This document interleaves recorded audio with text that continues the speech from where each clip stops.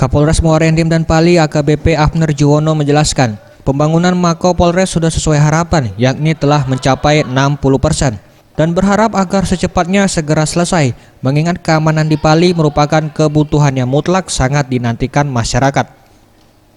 Pembangunan Polres Pali merupakan hibah bantuan dari Pemkab Pali, sementara untuk fasilitas sudah tersedia, seperti sarana dan prasarana yang akan mendapat bantuan dari Polda Sumsel, dan sebagian fasilitas tersebut sudah ada di Polres Muara Enim.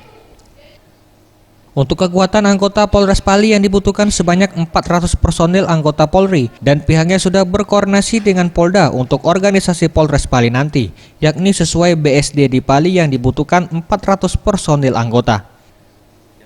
Memberikan personil sepanjang bangunan ini sudah bisa difungsikan. Jadi pada saat nanti mungkin ini akan diresmikan saat dalam waktu tertentu. Nanti untuk Polres Pali saat ini kan dengan DSP yang ada ini seharusnya bisa sampai 400. Bupati Pali Heri Amalindo mengatakan Pemkab Pali akan tetap fokus pembangunan Mako Polres di tahun 2019 dan sudah menganggarkan dana sebesar 17 miliar rupiah untuk penyelesaian pembangunan Mako Polres Pali. Alhamdulillah tahun ini sudah hampir mencapai 60%. Insya Allah 2019 ini awal Januari kita sudah melakukan tender lagi untuk membantu kurang lebih 17 miliar untuk penyelesaian daripada kantor Kapolres Kabupaten Pali.